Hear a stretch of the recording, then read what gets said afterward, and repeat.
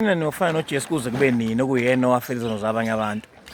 UJesu phela uyena umuntu owathola ukuthi uyena owafela izono zabanye abantu. Uma ngabe kuwukuthi uzophinda uthathe umuntu othothe uzaliswe omunye umfana wamthelisa ingane, wena ufike kulowo muntu umtholisa ingane bese uphinda futhi nawe uvuma ukukhikhisa inkomo. Niyoyilahla kuze kube nini inkomo zoba bamkhulu benu kanti?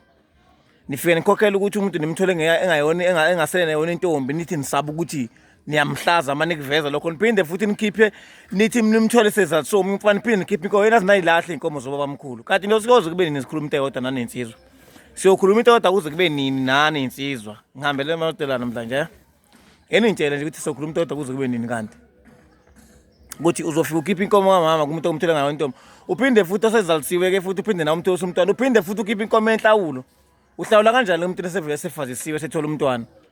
Hayi ngane zakwethu ngeke niyabulala kodwa izwe bafethu kushuthi indoda ngenkomo zoba mkhulu koze kube nini kanti kuphinde kube le nkulumo lethu umuntu uma ngabe selobole waqeda bese kuthiwa uma ngabe sezohambisa ibizo bese kuzothiwa ingane isifuna ukuthi manje kukhishwe inkomo yomkhehla isuke kumkhwenyana iqhamukapi lo nkomo ngoba umkhehla ungembuzi phela iqhamukapi lo nkomo.